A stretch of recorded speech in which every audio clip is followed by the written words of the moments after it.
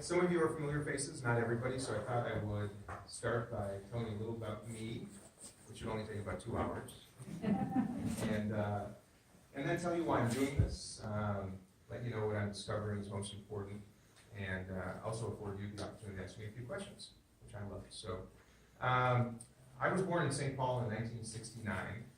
My birth father, Artie Pepper, and my mom, Dee Dee, met at Central High School in St. Paul. And Artie went to the University of Minnesota on an ROTC scholarship because he lacked the money to attend university, and was deployed to Vietnam as a captain in the U.S. Army, and was killed in Pleiku, Vietnam, when I was 6 months old. My mother was 24 and widowed, and we moved in with my great-grandparents in St. Paul, where I spent the first 2 years of my life.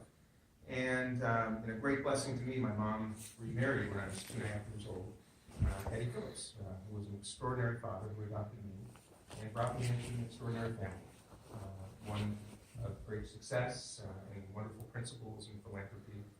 And as some of you may know, that my adopted grandmother was Dear Abby, the advice columnist. But I'm not here to give you advice, I promise. I'm here to seek it. And as a little boy, I grew up visiting one grandmother in a beautiful home in California, and another in public housing in St. Paul. And it troubled me deeply as a little boy. And frankly, now as a 48-year-old father of 2 daughters myself, that disparity troubles me even more. And it's in no small part what inspires me to try to do my best to afford opportunity to as many people as humanly possible.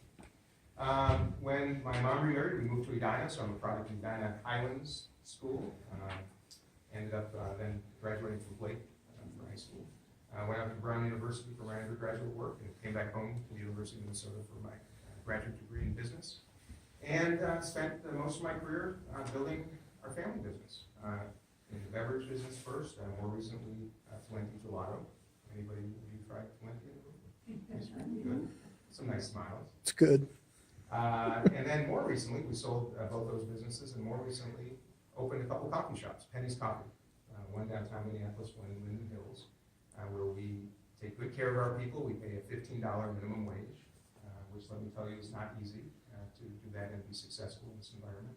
But it's a wonderful pursuit, and you're welcome to have a cup of coffee. Yeah, I'd love to see you. And when I watched the election returns last November with my daughters and family, I was really astounded. I had not felt that way in my life, and I made a promise to my daughters the next morning that I would not be a complainer, and I would not be anxiety-ridden, and I would not be angry. Rather, I would participate. This is a responsibility. And I've said to many that I believe that our Constitution anticipated a president like this one. I do not believe the Constitution anticipated a Congress filled with so many members who lack courage. And our current member of Congress, in my estimation, is the poster child for that. Beholden to party, beholden to donors, and not representing his district in the way that I believe it should be. And that's why I'm running. I simply want to be a voice of reason. I want to bring some courage to Congress. And I don't just want to represent Democrats.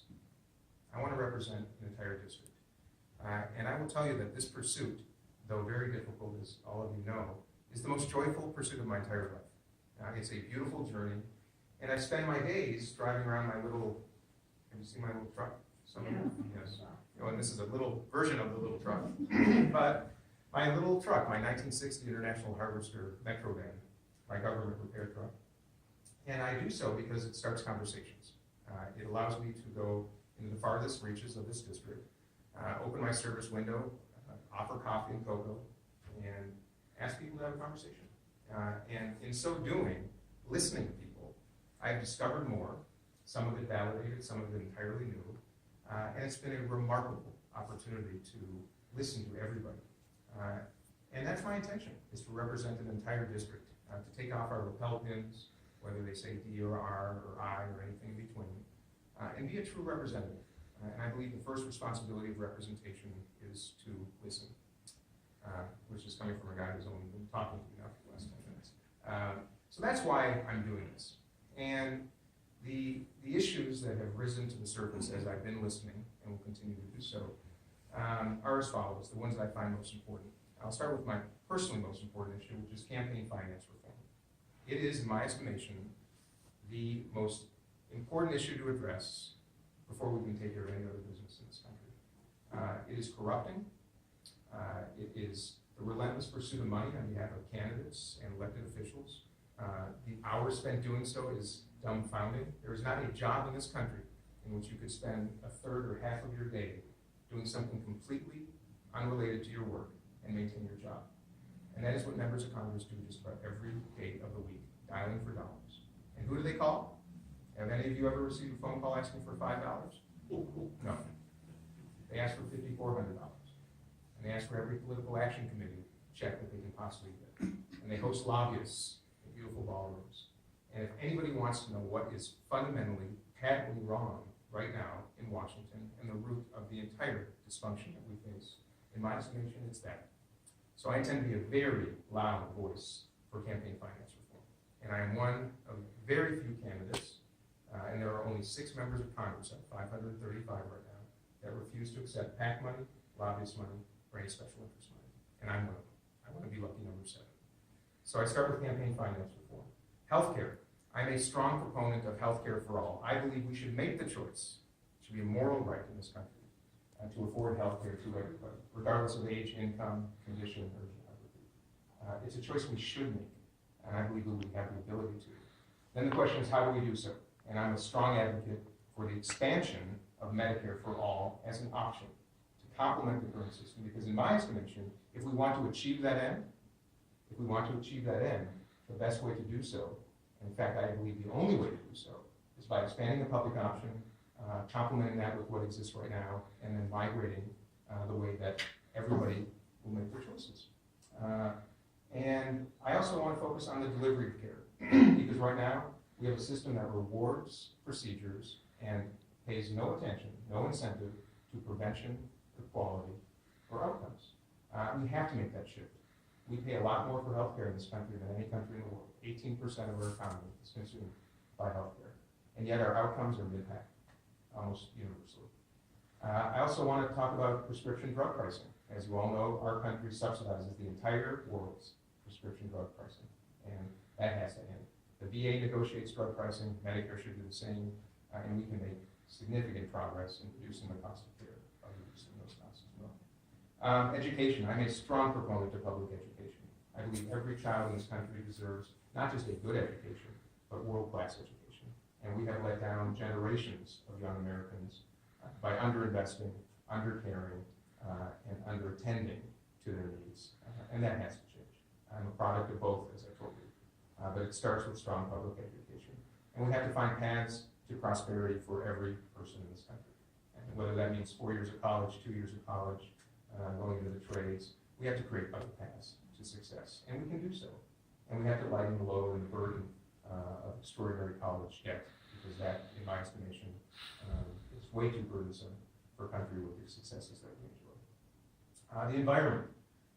I'll tell you, most importantly, as I talk to young people, they don't want to hear about any other issue, because what is more important than the environment? Nothing else matters. Taxes, healthcare, safety, if the environment is not attended to.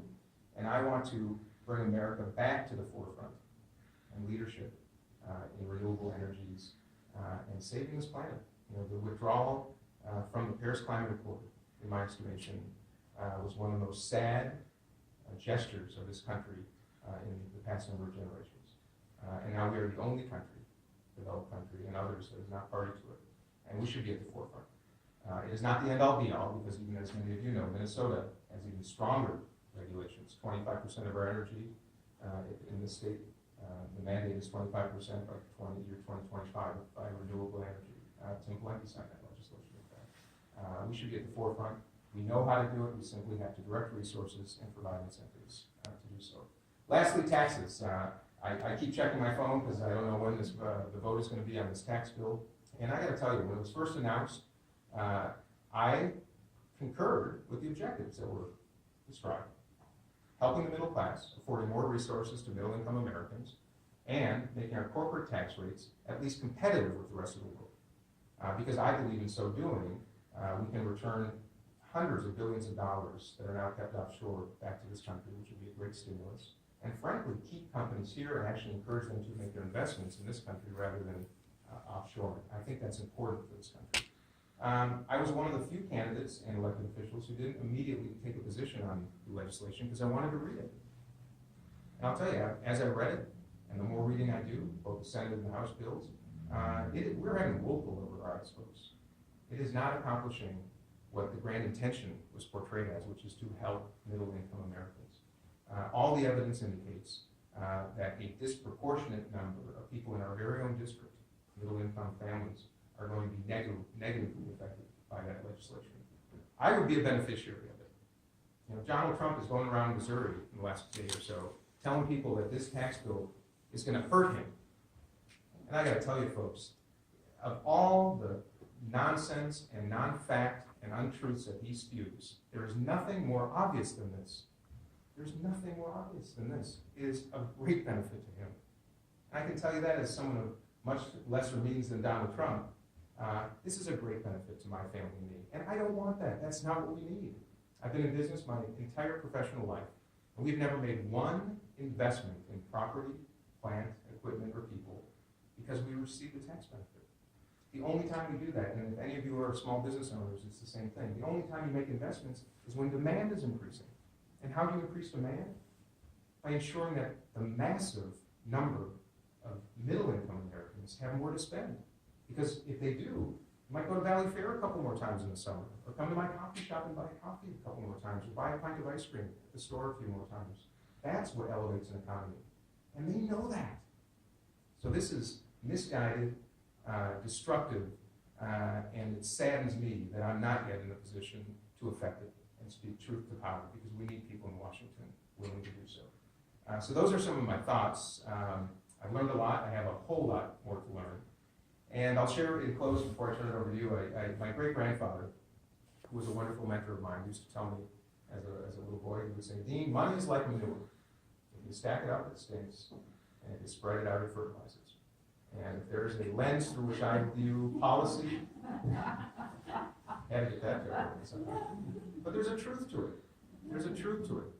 You know, when there's a concentration of anything, wealth or other material, in the hands of very few, that doesn't enrich a community. And I see great opportunities to provide incentives, not mandates necessarily, but incentives to ensure that more people do better and have more to spend, because that is what makes this country great, and I believe we can make it a whole lot better by sending thoughtful people to Washington. So I'd love to be that person for you, and love to earn your support, and most of all, so grateful to everybody in this room who chooses to spend their time at this table as often as you do, and cared enough after that last election to stand up and do what I'm doing. I'm just one of you, and I'm grateful. So with that, I'd love to turn it over to you for any questions.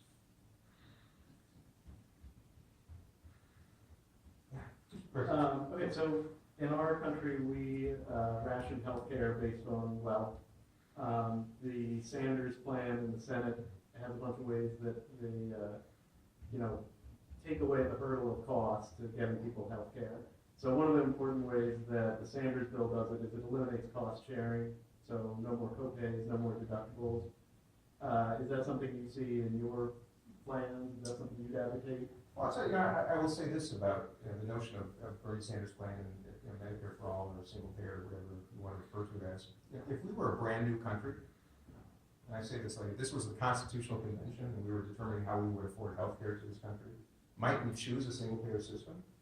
We may well, because it's more efficient. It is what most developed countries in the world do, as we all know. Now, we don't have that luxury, though. We have a system that frankly wasn't designed. It kind of happened on its own through employer-based systems. And my belief is that this is very analogous, in my estimation, to education. And this is the best way I can answer your question. In my estimation, the best way we can afford health care to everybody, forgetting cost for just a moment, but to everybody, is to look at it the same way we do public education. Every child in this country can go to a public school at no extra charge, if you will. It's available to them, to any family who wants to send their children. But to those families that wish to send their children to a private school, that is a possibility as well, or parochial school or charter schools. Or if you want to homeschool, So this country is founded on this principle of having choices. And I would argue that the only way that we can, as Democrats, build a bridge to the outcome that we desire, which is to ensure that everybody has access to high quality care, regardless of their resources. The only way I believe we can do that, and extend a hand to Republicans who see things just a little differently relative to choice in this respect, is to expand a public option for those who either have no ability to pay for their health care, or for even for healthy people who simply find that to be a better option. And I'm not saying Medicare for all is an option that the government would pay for everybody, because we have tens of millions of young Americans who are healthy in this country right now who choose not to buy health insurance. So I want to see it complemented.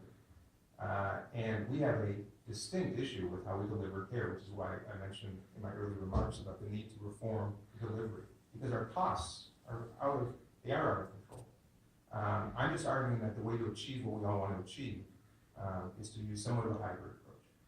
And if we afford a good public option to people who wish to choose it, and it's a good one, then people will make that choice, and it will be enhanced. And then the rest will be decided by all of us. That's how I look at it. And part of it is being a pragmatic progressive. I want to not just dream, but I want to do. And I believe I know, because I speak to people every day in our own district here, who are facing huge hurdles in their current costs of care. And if we lose attention and lose sight of the fact that we have the ACA to address right now, when I say right now, over the coming months, it has to be addressed. We have to stabilize the insurance markets, and we have to afford resources to ensure that the ACA works and takes steps towards what we all like to see, which is care for everybody. On that, do you think there should be a mandate? We have a right now we have a mandate for automobile insurance in Minnesota. I've never heard a Republican or a Democrat, sometimes libertarians, argue that we shouldn't. I would argue that so this notion of having a mandate to buy insurance is accepted by Minnesotans when it comes to automobiles. So an insurance market can only work in healthcare if everybody participates. So you believe in So that? I do believe that we should have a system in which everybody is a participant, particularly those who are healthy and have the resources. And that to me is a responsibility. And I would like to see that effective. Yeah, so I do believe in that. If I could just follow up real quick, I don't think that anybody really wants to have the choice between, Aetna or Cigna or Humana. Like they want to choose their doctor, and they want to. Sure. That's what the choice they want. And when you funnel people into the private insurance markets, then they are subject to whatever, Humana, Aetna decides is their, provider. So if you negotiate contracts. Yeah. And so, if you do give them the choice of the Sanders plan, 100% of people are going to choose the, no copay, no deductible, any doctor you want. I don't think anybody wants to. Well, Medicare, you do it, there is a copay. Absolutely. But the Sanders plan gets rid of that, Yeah. and it includes dental and vision, so. But this is the most monumental policy test this country may have ever faced. There's no question. And I'm someone who simply believes in a public option in the near term, the private delivery of care, because I do believe that is the best way to deliver care in this country. I think that is the truth. I understand why people are troubled by the private insurance industry. All I'm arguing is that there are a lot of people who are very pleased with it. I talk to a lot of the trades and organized labor unions that are very pleased with their programs. I have this notion that somehow dismantling this machine, if you will, instantaneously could be successful. I'm just arguing that I don't believe that could be possible. I believe that we've got the blessing of a country in which every state has the opportunity to affect policy and test ideas. Small states, large states, expansion of Medicare. We can. In New York State, the state is affording free university education, 2 and 4 year schools to any family earning less than $125,000. We should look to these experiments and see if they work. If they do, we should replicate them. There's no question. But I'm arguing that the way to take this step is the expansion of a public option before you make it a national mandate or the only option, because I think that is the only way to achieve the ultimate goal that I believe we all collectively would like to see, which is health care for everybody. And that is a moral choice that we make. It's not a constitutional choice, and we have to do so. And I'm not telling you I have all the answers by any stretch, but I've not seen a plan yet that I believe is achievable, passable, and would result in what we would like to see. And that's going to take a lot of work and a lot of collaboration. And as long as we have a Congress filled with people who literally refuse to even talk to one another, good luck in achieving any of these outcomes. And I'd like to start moving us in that direction of stripping our labels to some degree and getting down to business. That is what I hope to do. Just out of curiosity, what's your position on free trade agreements? So, I believe that I look at it from purely from a job creation perspective. And I will tell you that in my experience, the only way to increase demand, as I said, the only way that businesses increase investment and jobs are created is when demand grows. And you can do that by two ways. Either affording more resources somehow through tax reform to middle class or middle income families that can spend more money, which lifts all the boards, or opening up new markets to businesses, export markets. So I am in favor of fair trade. And I can tell you, as a business person who was recently in the ice cream business, I was thrilled to go up to Canada to sell our ice cream brand not long ago. This is just a few years ago. And went to a big grocery chain in Canada, excited to export our product, only to be told at the end of this meeting that the taxes on our product, because it's made in America, would price it so far out of the market that we wouldn't stand a chance. And I said, well, what about NAFTA? We have a North American free trade agreement in place, and we're just only a few hundred miles from the border of Canada. No, you got to use Canadian milk. So I can tell you from experience how trade agreements affect us. If we could have exported that, we could have created, because Canada is the size of California, a massive market of over 30 million people. We were precluded from selling our product there, and we would never go build a plant in Canada, an ice cream plant in Canada, just to fulfill those needs. So I concur with those who argue that we have to look at trade agreements and ensure that they are fair trade agreements. They have to be fair trade agreements. We need to. I am not by any stretch an isolationist. We cannot succeed as a country or as an economy if we do so. But we absolutely have deals in place that, frankly, other countries take advantage of us. And it troubles me. And China is an example of that. The tariff on imported American automobiles in China compared to our tariff on theirs, which is 2.5% versus 20-some%, is simply, in my estimation, unfair. So my position is simply fairness. And as a representative, hopefully in Congress, representing this country, it is a responsibility. It would be a dereliction of duty to not look at all these trade agreements and only be party to those that our country derives benefit from. I have a question. So what you've read on the tax bill, is there any disincentive for offshoring jobs? Is there a disincentive? Or Yeah. Well, but, take Medtronic's a good example. That moved their headquarters to Ireland because they have a much more favorable tax rate. And frankly, it's hard to look at apples to apples because we have loopholes in this country. Every system has its own quirks. But if you look at on paper, our tax rate's in the 30-some%, 30+% range. In Ireland, it's in the high teens or 20-ish%. So it would make capital flows to the least expensive places to do business. And if people can move their businesses, and when I say move businesses, oftentimes this is simply setting up an office with maybe just a room full of people like this. So it's just on paper. That's what a lot of companies do. But the people in this room are making lots of money. And you multiply that times thousands of businesses. I do believe we would see in this, by the rationalization of corporate rates, I do believe you'd see an incentive to come back here. Yes, I do.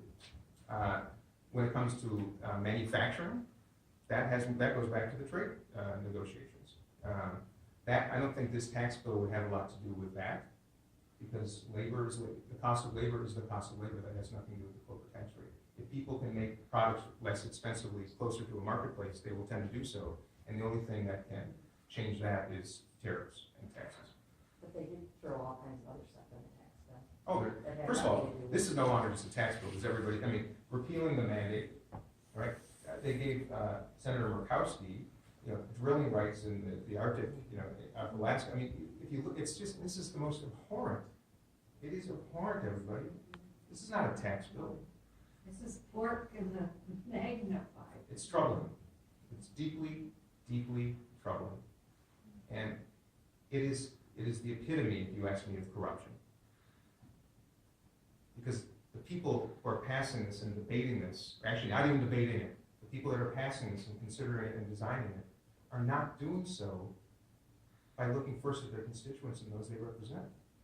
In my estimation, they're looking at their donors who are demanding it, and you've all read the articles. If you don't pass this, we're turning off the spigot. And when you've got a Congress filled with a lot of people who made this their career, they are going to do anything they possibly can, including Eric Paulson, to stay where he's at. So is it better to serve those that finance his campaigns? Well, I guess the proof will be in the pudding next November. So what is your position on term limits? So I believe, this goes back to comprehensive campaign finance reform. And I am in favor of term limits if we cannot address the money politics first. I believe there are two levers that you can adjust here. Perpetual incumbency does a great disservice to all of us. I think you'd all agree. And that means John Conyers, 27 terms in Congress. You know, whether before his issues this week you loved him or didn't, the fact is, in my estimation, that's too long. You know, public service is a great honor. It's of great importance. But when incumbency becomes the focus, we have great problems. And obviously, we have a presidency that is term limited, and it serves this country well. So I've been well served in my career by always entertaining innovative ideas, and that means new people and a rotation of people. So I do believe that either we have to do one of two things: reduce the amount that is spent on campaigns. By the way, we cap how much anybody can contribute to campaigns in this country, as you all know. It's $5,400 per person, per individual, for this cycle, for a congressional race. So it is constitutional that we cap that. What we don't cap is the expenditures. And this race might be a $25 million race between the two sides, of which only probably less than half of that will be raised by the candidates themselves, and all the rest of it coming from all parts of the country, dark money, independent expenditure money, allows candidates to just wipe their hands of it. You go up to the north in Canada, and does anybody know what an MP race, member of parliament race, costs? By how it's capped? You'll be amazed.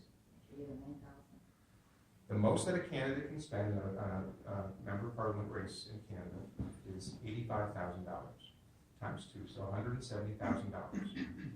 That's what a lot of developed democracies do, is they cap the spending. That forces candidates to do what we're supposed to do, which is go meet people. Not just spending time on the phone raising money from people who want to give $1, $2, $3, $4, $5,000 at a time. So I'm a proponent of reducing the influence of the affluence, because those organizations and people of those means are the ones that have the ear of both members of both parties in Congress. And so term limits, I want to see this perpetual incumbency reduced. I think that would be in the best interest of the country. So term limits a possibility, but that's one of many levers that we can actually adjust relative to what I think really needs to be effective, which is the money. And I think if we reduce the effective money, then we will not need term limits, because I think the rest will take care of itself. And I have a little, I don't know if we have it here, but I've got a little, what I call a government repair plan. It's 10-point simple ideas, much of it pending legislation that simply can't get a hearing in Congress right now, but ways that I think we can start addressing how money plays a role in our political system, and it has to change.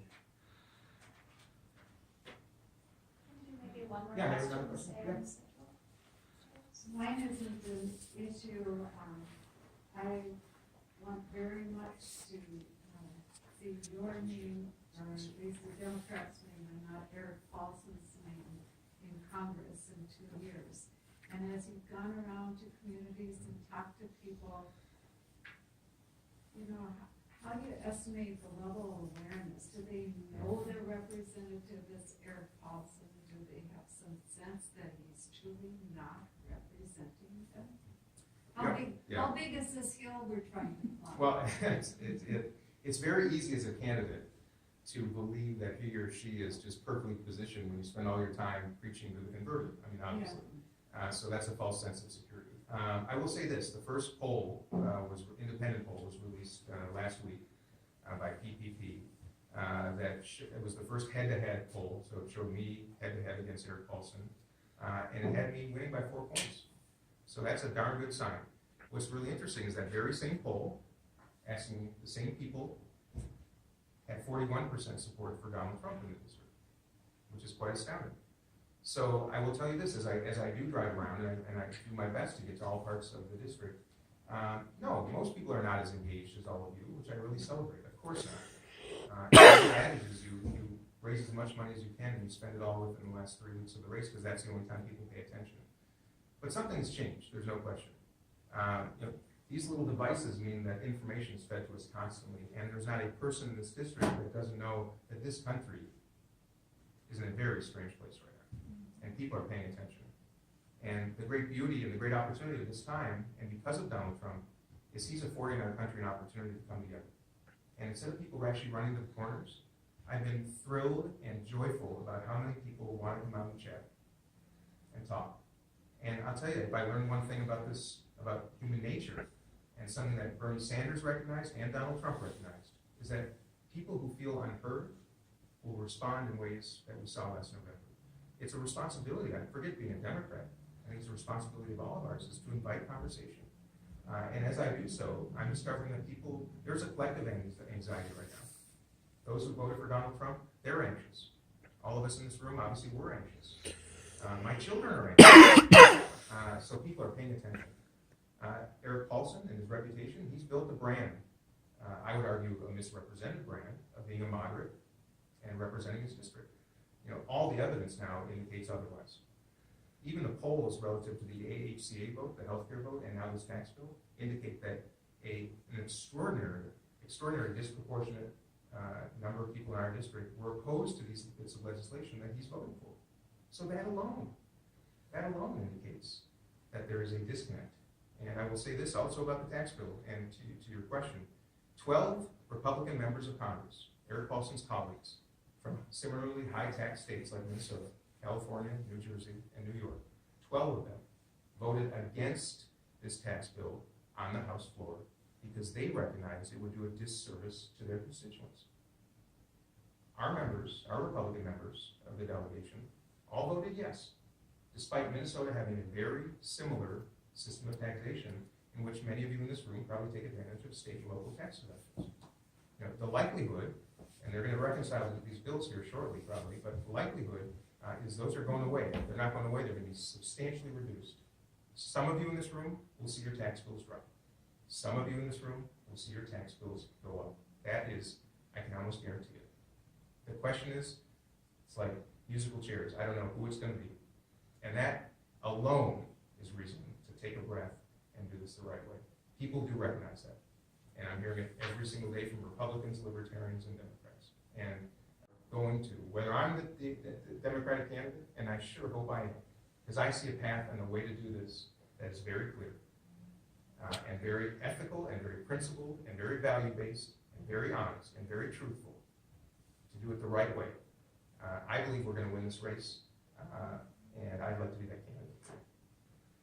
Yes, David? Can I just Yeah, Mark, okay. here to answer or give you some hope? Indivisible is a huge part of this effort, and you're all here, and that's absolutely great. And we have a campaign that's going to be starting Saturday. And we're doing posters. It sounds silly, but Voter outreach. It's called Motivate and Vote. And we have a gentleman who is on our board who has put together an entire roster of voters that he got from the state's Secretary of State's office that lists people that have not voted in off-year elections. And we are going to begin contacting these people, and we'll be contacting them 4 times throughout the year up until the election. The first contact will be January 15th with a postcard. Just say, hi, I'm your neighbor. And this is going to be done precinct by precinct by precinct. And we have, I'm I'm with the Plymouth Indivisible, and we have had a meeting with our DFL, Senate District 44 chair, and some of her precinct captains, and we're gonna be teaming up with them and to make sure that every single precinct that we have in 44 is covered with a neighbor to reach out to these people. And there's a demographic on who doesn't vote, and you know, it's immigrants, single women with children that are so busy just trying to survive. You know, there's demographics that have been figured out, and we'll know who to reach out to, and that's what we're gonna do, one by one by one.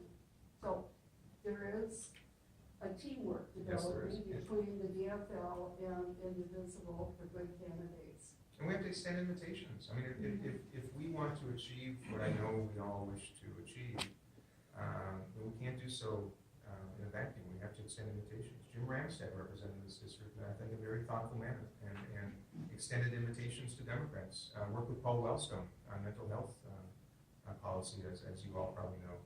And I argue that we should be that party and learn from those lessons and extend invitations, because this is the time to do so. There's a lot of disenfranchisement going on, and people are paying attention. But I think we should use words like fight a little less, and use more invitational words right now to try to do what I think can still be achieved, but not achievable unless we take a position and make it a mandate of ourselves. And I think we can do so. And in that respect, I'm very hopeful. Just David, a quick follow-up Yeah. on that. Do you sense that there is more impetus out there for coming together than the divisiveness that we feel? Yes. And some of it is depending on news channels and how you listen to things. Is there a hunger, is there an interest in people not having so much divisiveness? Look, I believe the parties are partially, if not more than partially, responsible for this divisiveness, which I'll tell you this, what I've learned. I've probably not encountered one person of the thousands I've met with over the last 6 months in this district. I've not encountered one person that wants to see more abortion, not one person that wants to see more gun violence, not one person that wants to see their tax bill go up, not one person that wants to pay more for health care, not one person that doesn't want to see their public schools better, not one person that doesn't want safer streets, not one. Which has been an epiphany, because then what's the problem here, everybody? The problem is we have two parties that start with the tactics, which means you can't get beyond that. Why don't we start at the end, which is what we all agree on, and then work our way down? Any of you in a relationship, any of you in a family, any of you in an organization know that's the only way things can work, is when you share values, and we do share values. Yes, Republicans and Democrats do share values. We look at tactics a little bit differently. So the answer is yes. And that's why I find this the most joyful pursuit of my life. I'm going to prove people wrong that the divisiveness is never-ending and irretrievable, because it is retrievable. And that's why I call my government repair truck, repair, literally, to repair. And that is what I want to start accomplishing. I can't do it alone, but we collectively can. And that's my aspiration. David, I know you had a question. I want to end with that one. And it kind of goes to that. We as, and this is kind of to our friend over here with the camera, representing the Republican arm of their national arm. Let's say you're the endorsed candidate, and you are who we are working to get elected this next November, and come whatever the date is that we have our convention and they endorse, and the next day there's that phone call from the DCCC in Washington, D.C., and they know what's best for your campaign and for our district. And that's happened more often than not, but probably only if they consider it a targeted district, et cetera, because, you know, they would never spend money on a district that they didn't think was possible. Oh, yeah, I hear you. So how do you deal with that? Well, I deal with it as follows. I made it very clear to anybody who's willing to listen that we're going to run this campaign very differently. And it's going to be local people with local ideas. We have local management. I think we've got the most extraordinary campaign team, as evidenced by Clara, that this district has ever seen. I don't believe the same toolkit can be used in 435 districts around the entire country. the notion of even grouping districts geographically is nonsense, because districts have to be looked at demographically. I look at it very differently, and whether it's the Republican National Committee or the Democratic National Committee, they've done some wonderful things in this country. I also would argue that they've done some very destructive things for this country. I intend to run a campaign that is completely independent of them. There's some Republican trolls on Twitter that love to say Dean is Nancy Pelosi's hand-picked candidate. The truth is, I've never met Nancy Pelosi. I've never written a check to Nancy Pelosi, and Nancy Pelosi has never written a check to me. I'm the furthest from that, which is the great irony of this entire endeavor, is that I wish to be independent. When I say independent, not just independent-minded, but independent of parties. Yes, I'm a proud Democrat, and I intend to caucus with Democrats, and I intend to support Democratic legislation when it is the right legislation. But I will not be beholden to a party over my principles, over the people I represent. That is the dynamic that exists right now. It has done us a horrible disservice. So I say that joyfully, David. I mean, very sincerely. I wouldn't be doing this if I was a pawn or a commodity, most assuredly. I'd be building my coffee business. And that is very sincere. And I ask and encourage all of you to help encourage other candidates who look at it the same way. All that means, though, is that we have more of a collective responsibility to support those people, or else the system will eat us up. So that's my intention. Thank you, everybody. I just want to close by expressing my gratitude to all of you. And I remind you that I, just like you, woke up after that last election and said, I want to do something. And I'm choosing to direct my energy and passion and time and everything I got into this pursuit. And I'd be so grateful if you would join us. And I think not only will we succeed, but we'll have some fun along the way. And the 3rd District of Minnesota, I believe, will be recognized nationally sometime soon for having done something differently and elevating issues that certainly are worthy of it and bringing a voice of reason to a place that needs more of it. So thank you to all of you. And to you, Nate, who's a good man.